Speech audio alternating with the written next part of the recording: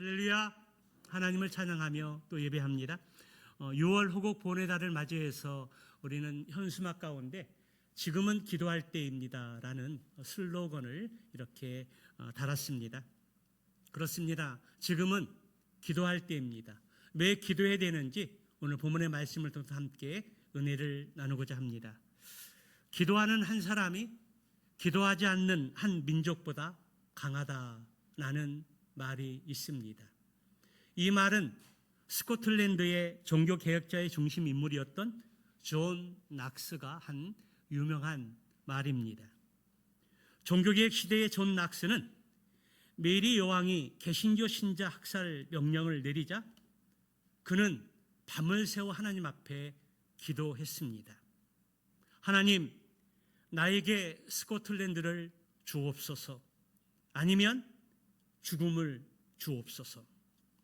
그의 기도는 실제로 한 나라의 운명을 걸머쥐고 백성들을 대신하여 생명을 바치는 기도였습니다. 그리고 그는 스코틀랜드로 돌아와서 메리 여왕 앞에 서서 담대하게 선포했습니다. 로마 교회는 창녀다, 교리든 관습이든 온갖 영적인 간음으로 더럽혀져 있다. 만약 회개하지 않으면 교황도 왕도 심판을 면치 못할 것이다. 그 결과 그는 감옥에 갇히고 말았습니다. 그러나 그의 선포대로 여왕은 중병에 들었고 결국 그를 감옥에서 풀어주며 이렇게 말했다고 합니다. 영국의 100만 군대보다 존 낙스의 기도가 더 무섭다. 이렇듯 하나님은 오늘날도 기도하는 한 사람을 찾고 계십니다. 기도하는 한 사람을 통해서 주님의 뜻을 이루시고 하나님의 나라를 세워가십니다. 그렇습니다. 기도하는 한 사람이 기도하지 않는 민족보다 위대하고 강하다는 것입니다. 지난 6.3 지방선거 가운데 21세기 민주주의 국가에서는 도저히 일어날 수 없는 투표용지 부족 사태라는 초유의 일이 벌어졌습니다. 이 일로 인해서 분노한 시민들과 청년들이 재투표를 요구하며 평화적인 집회를 계속해서 진행하고 있습니다.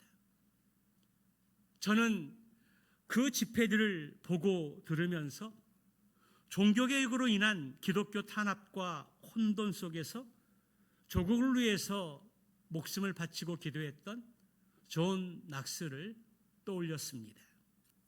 그리고 사회적인 혼란과 갈등을 극복할 수 있는 비결이 무엇일까 곰곰이 생각해 보았습니다. 그리고 이 혼란스러운 상황들을 극복할 수 있는 여러 비결들이 있지만 크리스찬인 우리는 하나님 앞에 이 문제를 놓고 기도하는 것이 저는 답이라고 생각을 했습니다.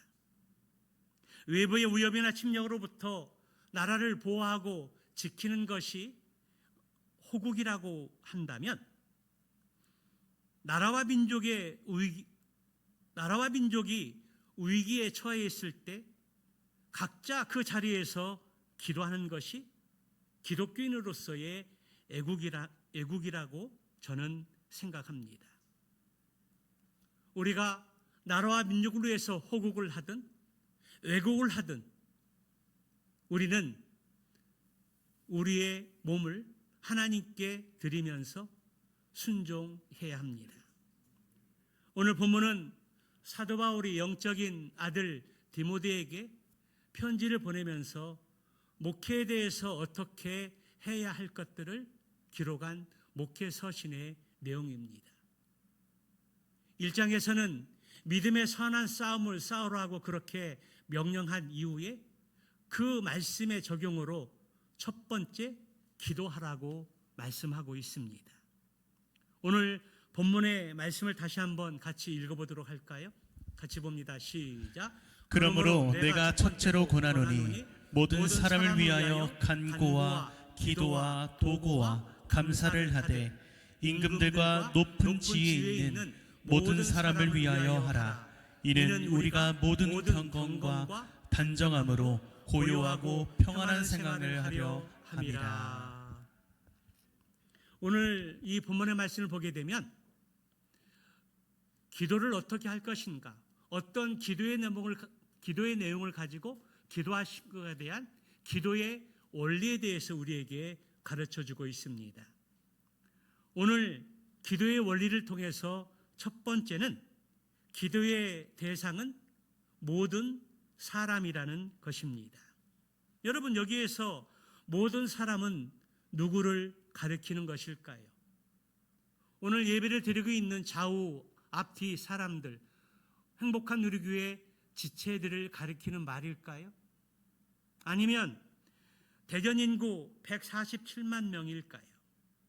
아니면 대한민국 인구인 5,100만 명일까요? 아니면 더 나아가서 세계 인구의 83억의 인구를 향해서 기도하라는 것일까요?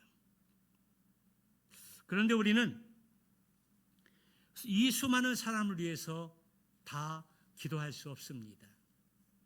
여기에 모든 사람이라는 이 말은 한 사람도 빠뜨리지 말고 기도하라는 의미가 아니라 기도할 대상을 차별하지 말고 모든 종류의 사람들을 위해서 기도하라는 의미입니다. 그렇다면 모든 종류에는 어떤 사람들이 들어갈까요? 조금 후에 2절에 이세엘에서 자세히 살펴보고자 합니다. 그러므로 여기 모든 사람을 위해서 기도하라는 것은 기도의 대상들이 있는데 그들을 위해서 빠뜨리지 말고 우선순위를 놓고 지혜 있게 기도하라는 것입니다. 이를테면 우리가 기도하게 될 때에 공통 기도 제목이 있습니다. 하루도 빠지지 않고 기도하면서 간구해야 될 기도의 내용들이 있다는 겁니다. 그런데 더 효율적인 기도를 위해서 공동 기도 제목도 있지만 이를테면 월요일에는 나라와 민족을 위해서 더 집중적으로 기도하는 것입니다. 화요일 날은 우리 교회를 위해서 더 집중적으로 기도하는 것입니다. 수요일 날은 선교사님들을 위해서 더 집중적으로 기도하는 것입니다. 먼저 요일마다 나라와 민족을 위해, 교회를 위해, 선교사님들을 위해서 구분해서 그날만큼은 집중적으로 기도를 하고 이어서 공동 매일 빼놓지 않고 기도해야 될 기도 제목들을 기도할 때 우리는 더 효율적인 기도의 삶을 살 수 있습니다. 두 번째는 기도의 방법입니다. 1절을 다시 볼까요? 그러므로 내가 첫째로 권하노니 모든 사람을 위하여 간구와 기도와 도구와 감사를 하되. 바울은 여기에서 첫째로라는 말을 언급하면서 기도의 우선순위의 중요성을 강조하고 있습니다. 그리스도인들의 삶의 영역 속에서 많은 의무와 책임과 사명을 가지고 있지만 거기에서 가장 중요한 것 하나를 꼽으라고 한다면 그것은 기도의 삶입니다. 우리에게 주어진 의무와 책임과 사명을 잘 감당하는 데 있어서 기도가 뒷받침되지 않으면 우리는 그것을 효과적으로 사용할 수 없습니다. 그래서 기도는 삼시세끼를 밥 먹듯이 빼놓지 않고 기도해야 할 영역이라는 것입니다. 그러면서 첫째로 우선순위를 놓고 기도를 하되 기도의 4가지 유형에 대해서 자세하게 가르치고 있습니다. 먼저는 간구의 기도입니다. 여기 간구의 기도는 탄원의 기도를 말하는 것입니다. 이를테면 예기치 않은 어떤 사고가 생겼거나 긴박한 일들이 나의 삶 가운데 직면했을 때 드리는 기도입니다. 혹은 질병이나 위험한 상황을 만났을 때 하나님 앞에 간절한 마음으로 드리는 기도를 일컬어 간구라고 이야기합니다. 두 번째는 기도입니다. 기도는 우리가 일반적으로 하나님께 드린다고 할 때 사용하는 단어로서 우리의 마음을 다하고 뜻을 다하고 또 힘을 다해서 진실한 마음으로 하나님께 아뢰는 기도입니다. 세 번째, 도고의 기도입니다. 도고의 기도는 나를 위해서 드리는 기도가 아니라 다른 사람을 위해서 드리는 중보 기도입니다. 나 자신을 위한 기도보다 다른 사람, 타인을 위해서 드리는 기도라는 것입니다. 많은 사람들이 기도하는 것을 이렇게 보게 되면 덜 성숙한 사람, 기도에 익숙하지 않고 기도의 어떤 강범위 위한 내용을 잘 알지 못하는 사람들은 가족과 자신을 위해서 기도를 드리는 것이 중심일 때가 많이 있습니다. 그런데 오랜 신앙생활을 통해서 기도의 어떤 의미를 깨닫게 되고 기도의 은혜를 경험한 사람들은 대부분 자신을 위한, 가족을 위한 드리는 기도보다는 다른 사람을 위해서 드리는 기도가 훨씬 더 많다라는 겁니다. 나를 위해서 기도 드리는 것이 아니라 다른 사람을 위해서 기도를 드리다 보면 자기의 기도를 빼놓고 기도를 마칠 때가 많이 있습니다. 그런데 마음에 기쁨이 있습니다. 행복함이 있습니다. 나를 위한 기도를 잊고 빼먹었다 할지라도 다른 사람을 위해서, 우리 지체들을 위해서, 연약한 사람들을 위해서, 경제적인 어려움을 당하는 사람들을 위해서 하나님 앞에 간절한 마음으로 기도했을 때 기도를 마치고 난 그 기도는 얼마나 행복한지 모릅니다. 우리가 기도에 나아갈 방향은 나와 가족을 위해서 드리는 기도도 드려야 되지만 먼저 주의 나라와 주의 의를 구하는 기도일 뿐만 아니라 다른 사람을 위한 중보 기도를 더 많이 넓히고 확장해야 합니다.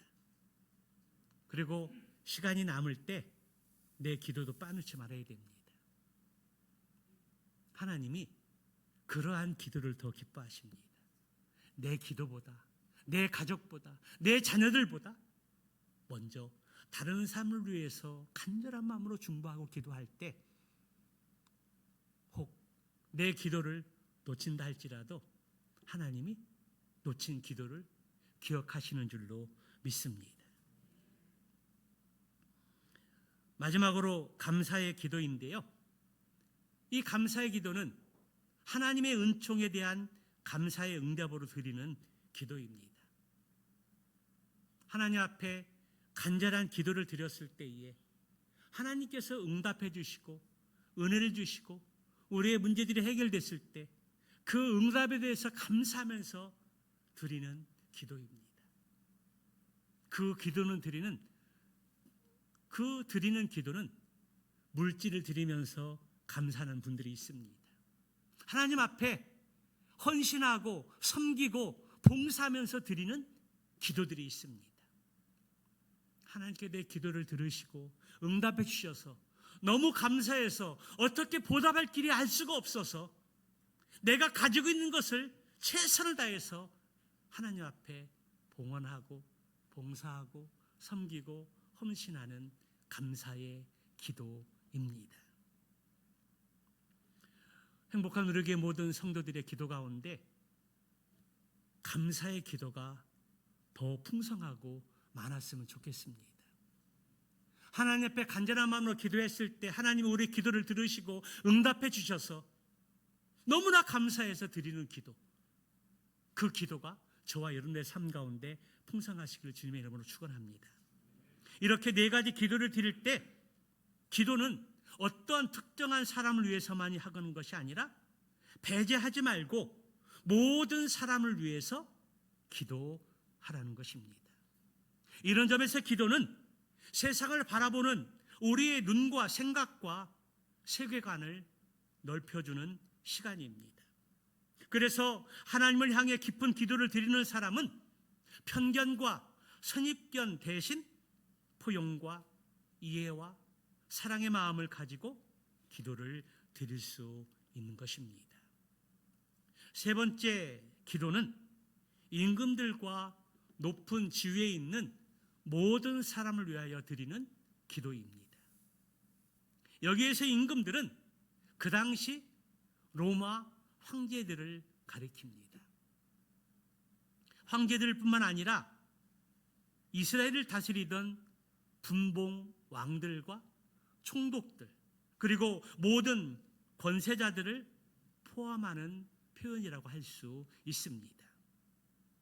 바울이 디모데전서를 기록할 당시에는 당시의 황제는 네로였습니다.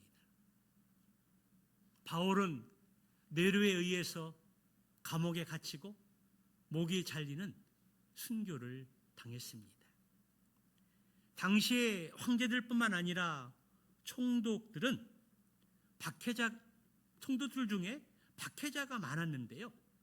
그들은 기독교인들을 더 잔인하고 그리고 고문하고 죽이기 위해서 로마 원형 경기장인 콜로세움에서 검투사 시합을 한 후에 잔인하게 죽이고 화형을 시키고 맹수의 밥이 되게 했습니다.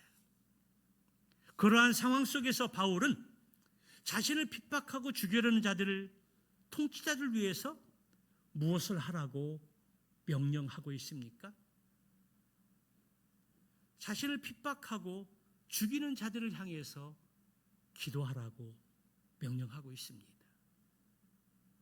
기도하는데 그들을 빼놓지 말고 나에게 유익을 주고 나에게 도움을 주는 그런 사람들만 아니라 나를 박해하고 죽이려고 하는 통치자들을 기도의 목록에 빼놓지 말고 기도하라는 것입니다. 예수님도 산상수훈의 가르침을 통해서 너희 원수를 사랑하며 너희를 박해하는 자를 위해서 기도하라고 말씀하고 있습니다. 성경의 말씀을 보면 때로는 나의 생각과는 전혀 다른 말씀을 하실 때가 많이 있습니다. 내 생각은 그렇지 않은데 원수를 위해서 기도하고 박해하는 자를 위해서 기도하라고 말씀을 하고 있습니다. 그 사람들을 미워하고 어떻게 하면 그들이 잘못되고 고난당하고 어려움당할까 바라고 기대하는데 성경은 하나님은 그들을 위해서 기도하고 그들을 사랑하고 그들을 용납하라고 말씀하고 있습니다. 왠지 지는 기분입니다. 여러분, 어떻게 이런 일들이 가능할까요? 나를 박해하고 나를 어렵게 하고 나를 죽이는 사람들을 위해서 어떻게 기도할 수 있을까요? 결코 쉬운 일이 아닙니다. 하지만 바울은 모든 사람을 위하여 기도하라고 하면서 특별히 임금들과 높은 지위에 있는 모든 사람들 위해서 기도하라고 말씀하고 있습니다. 기도할 때 그들을 배제하지 말라고 하는 것입니다. 설령 그들이 합당하지 못한 통치를 한다 할지라도 그들을 위해서 기도해야 한다라고 말씀하고 있습니다. 여러분, 바울이 이렇게 말하는 이유가 무엇일까요? 아마도 그 당시 기독교인들은 자신을 박해하고 자신을 죽이려고 하는 통치자를 위해서 기도하지 않았던 것 같습니다. 물론 다는 그렇지 않았을 것입니다. 그런데 개중에 많은 사람들은 자신들을 핍박하고 죽이려고 하는 사람들을 위해서 기도하지 않았던 것입니다.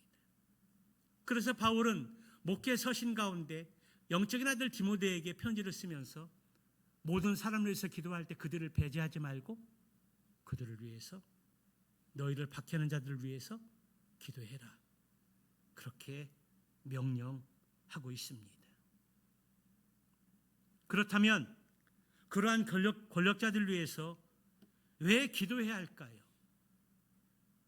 나의 생각과는 전혀 반대의 말씀인데 나의 이성으로는 그 말씀에 순종하고 받아들이기가 어려운 말씀인데 왜 바울은 디모데에게, 그리고 오늘 성경의 독자들에게, 오늘 예배를 드리는 모든 성도들에게, 그런 사람들을 위해서, 악한 사람들을 위해서 왜 기도하라고 말씀하고 있을까요?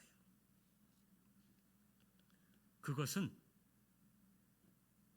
2절의 말씀에 보면, 하반절에 보면 우리가 모든 경건과 단정한 중에 고요하고 평안한 생활을 하려 함이라고 말씀하고 있습니다. 네 번째는 고요하고 평안한 생활을 하기 위함이라는 것입니다.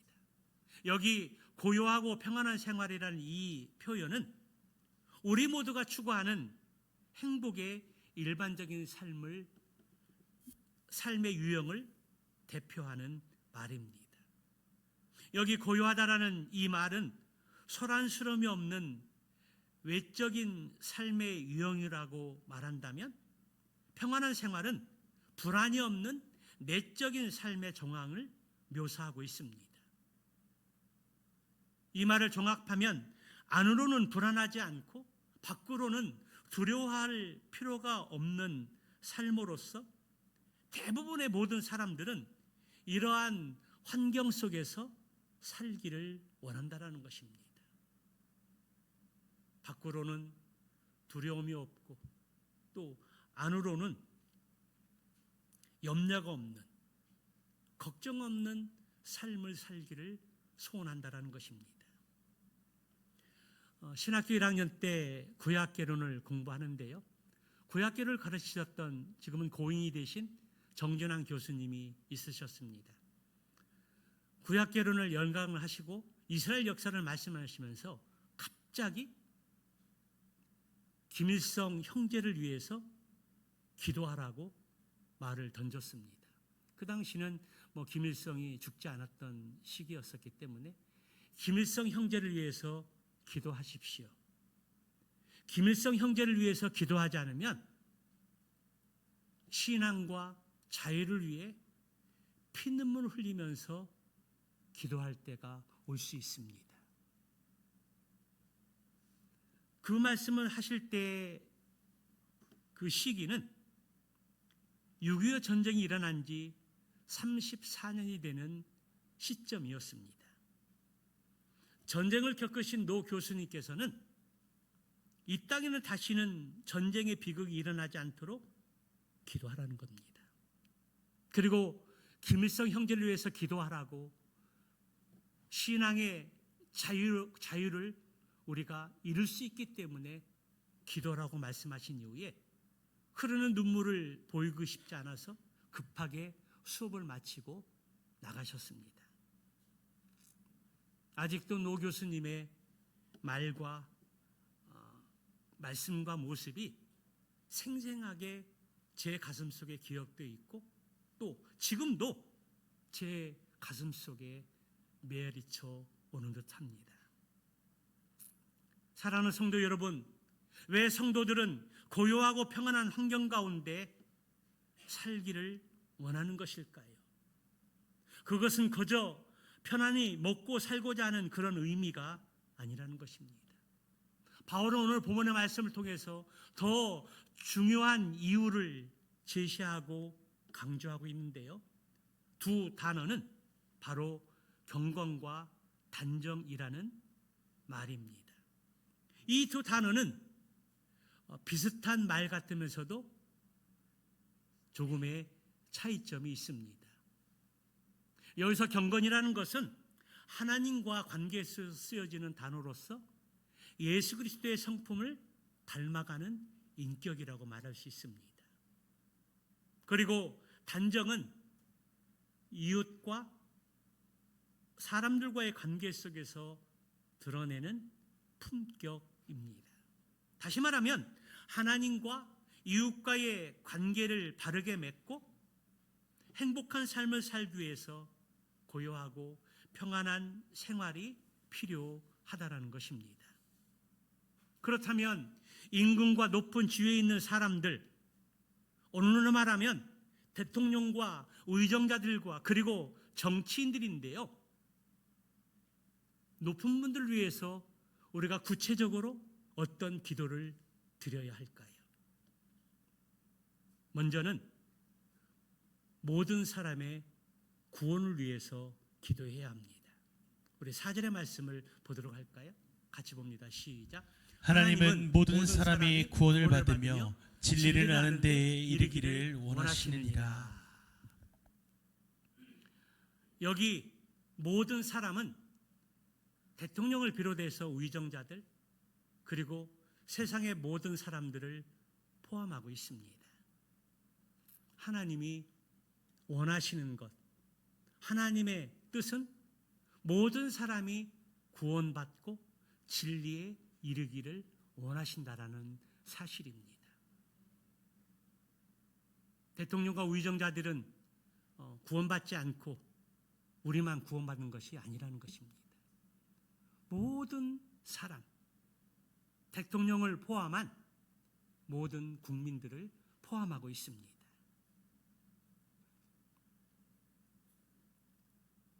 그래서 이 세상의 모든 권력자뿐만 아니라 세상의 모든 사람들이 구원받아야 할 대상입니다. 그들이 본분을 잘 감당하든 안 하든 구원받아야 될 영혼들이라는 것입니다. 그리고 믿음이 있는 통치자라면 크리스찬으로서 공직에 나가 있는 사람들이라면 그 자리에서 하나님의 뜻을 이루는 통로가 되도록 기도해야 되고, 믿음이 없어서 하나님의 뜻에 순종하지 않고 자신의 방식과 생각대로 통치의 길을 걸어간다라면 그분들이 바른 통치의 길을 걸어갈 수 있도록 기도해야 한다는 것입니다. 영혼의 가치는 누구나 같지만 통치자 한 사람의 영향력은 모든 국민들에게 미치기 때문에 바른 정책을 세우고 바른 정책을 실현해 갈 수 있도록 기도해야 한다는 것입니다. 두 번째는 하나님의 공의와 정의가 바르게 세워지도록 기도해야 합니다. 로마서 13장 1절의 말씀을 보도록 할까요? 같이 봅니다. 시작. 각 사람은 위에 있는 권세들에게 복종하라. 권세는 하나님으로부터 나지 않음이 없나니 모든 권세는 다 하나님께서 정하신 바라. 모든 통치자, 대통령을 비롯해서 의정자, 국회의원들, 그분들이 다 하나님이 세우신 통치자라는 것입니다. 국민의 주권이라 할 수 있는 선거, 투표권을 통해서 하나님이 그들을 세우셨다는 것입니다. 내가 투표해서 원하든 원하지 않든 결과를 통해서 통치자들 하나님이 세우셨다는 것입니다. 그리고 하나님께서 대통령을 비롯해서 의정자들을 세우신 목적이 있는데요. 그것이 무엇입니까? 예레미야 23장 5절의 말씀을 보도록 할까요? 같이 봅니다. 시작. 여호와의 말씀이니라. 보라, 때가 이르니 내가 다윗에게 한 의로운 가지를 일으킬 것이라. 그가 왕이 되어 지혜롭게 다스리며 세상에서 정의와 공의를 행할 것이며. 물론 이 말씀은 예수님을 가리키는 말이고 예수님이 이 땅에 오셔서 하나님의 공의와 정의를 세우게 될 것이다 말씀하고 있는데, 이거는 예수님뿐만 아니라 이 세상에 세워진 통치자들에게도 포함되어지는 말입니다.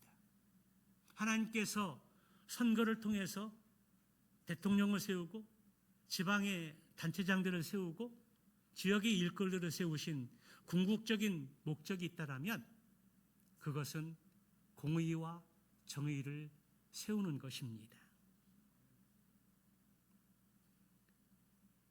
왕은 그리고 대통령을 세운 목적은 하나님의 정의와 공의를 실현하는 데 목적이 있다는 것입니다. 그런데 종종 악한 통치자는 공의를 허물기도 합니다. 그 당시 로마의 황제들 그리고 분봉 왕들과 총독들, 통치자들은 하나님의 공의를 세우기보다는 하나님의 공의를 허물었습니다. 그러므로 통치자가 공의와 정의를 행하는 사람이 되어서 나라를 바르게 이끌을 수 있도록 우리는 기도해야 합니다. 마지막 세 번째는 악행을 멈추도록 기도해야 합니다. 앞에서도 나열했던 것처럼 당시 이스라엘을 지배했던 로마 통치자들의 대부분은 악한 박해자가 많았습니다. 상황은 다르지만 오늘날에도 잘못된 정책으로 교회를 박해하고 반기독교적인 법들로 교회를 압박하는 일들이 많이 있습니다. 지금 대한민국의 입법부와 사법부와 행정부는 여러 가지 반성경적인 입법과 판결과 행정이 자행되고 있습니다. 포괄적 차별금지법을 비롯해서 무제한 낙태법 발의, 교과서에서 성혁명의 내용을 포함시키는 등 반성경적인 악한 정책들이 멈추지 않고 있다는 것입니다. 슬그머니 국민을 대표하는 국회의원들이 법안을 발의하고 세를 규합해서 그것을 통과시키려는 무리들이 있습니다. 그래서 교회와 성도들은 그러한 악법들이 멈추도록 기도하고 권력자들이 회개하고 돌이킬 수 있도록 기도해야 한다는 것입니다. 어떤 사람들은 이러한 의구심을 가질지 모릅니다. 나라 한폭이 혼란스럽고 먹고 살기 힘들은데 나라와 민족을 위해서 기도할 정신이 어디 있습니까? 그리고 그들은 소위 세상에서 잘 나가는 사람들인데 굳이 내가 그들을 위해서 기도할 이유가 뭐가 있습니까? 라고 말할지 모릅니다. 그런데 그렇지 않습니다. 대통령을 비롯해서 각 부처 공직자나 정치인들 한 사람 한 사람의 영향력이 소시민인 우리보다 얼마나 큰 영향력을 가지고 있는지 모릅니다.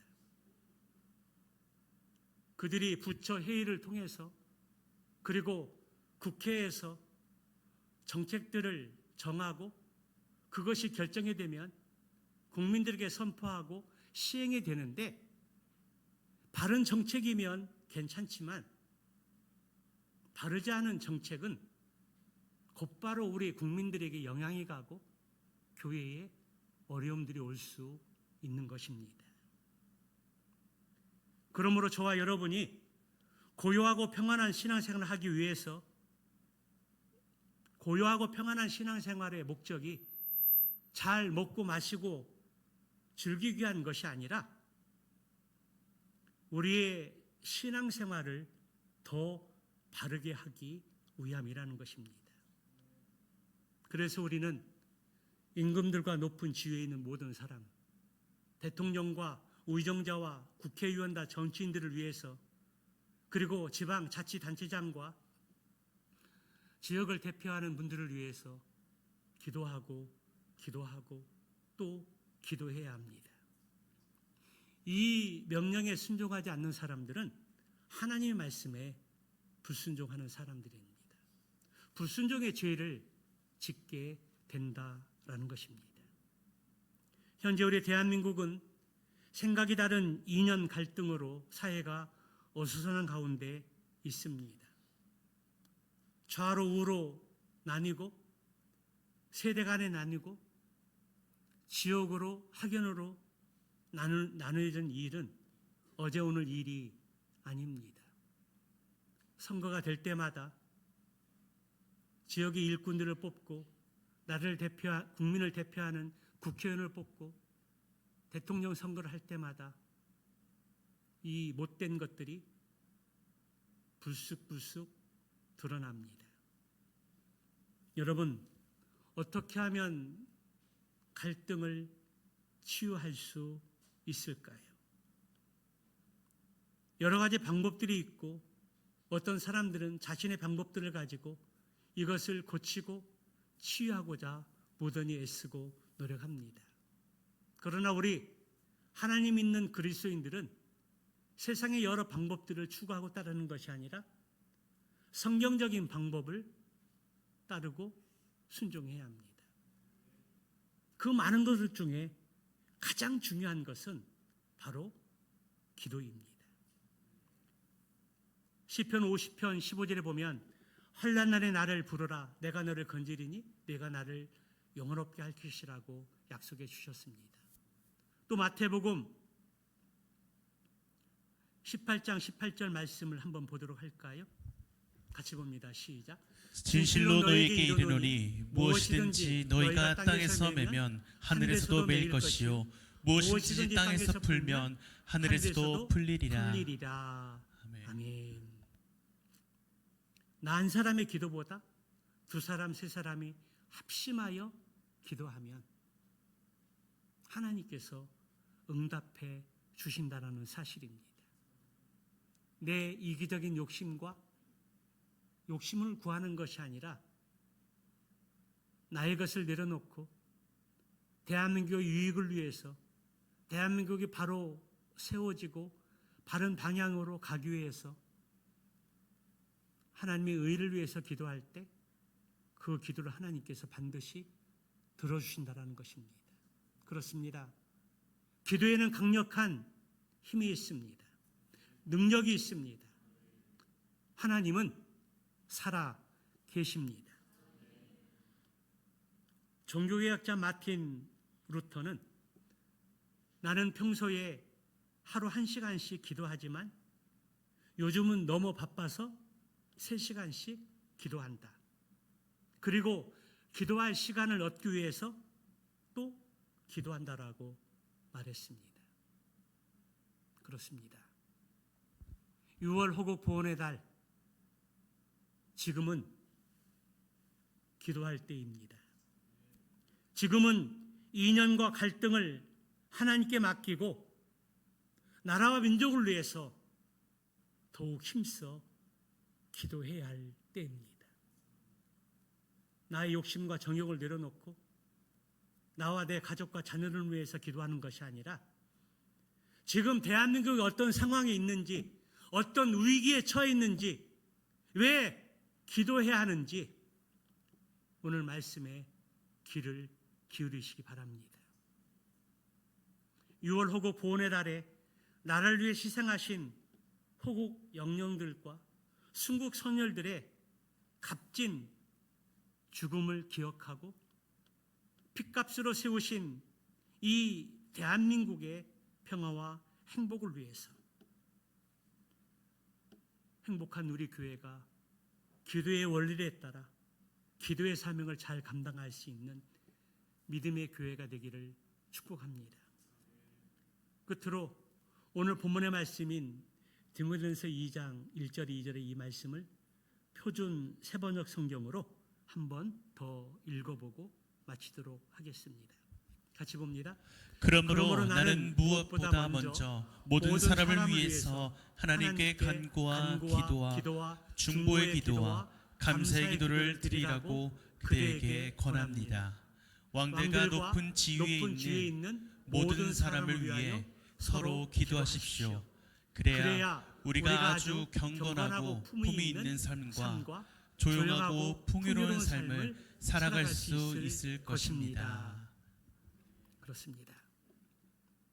지금은 기도할 때입니다. 나라와 민족을 위해서 더욱 힘쓰고 애쓰며 기도할 때입니다. 오늘 사도 바울의 영적인 아들 디모데에게 자신을 핍박하고 죽이고하는 통치자를 위해서 기도하라고 한 이 이유, 기도의 원리의 이 말씀을 우리의 마음에 깊이 새기고 한 주간 동안 이 말씀을 기억하고 묵상하는 가운데 있는 그 자리에서 기도의 자리로 나아가 나라와 민족을 위해서 기도하고 하나님의 통치가 이 땅에 이루어지는 은혜와 역사가 있기를 또 간구하며 기도하는 저와 여러분들의 삶이 되시기를 주님의 이름으로 축원합니다.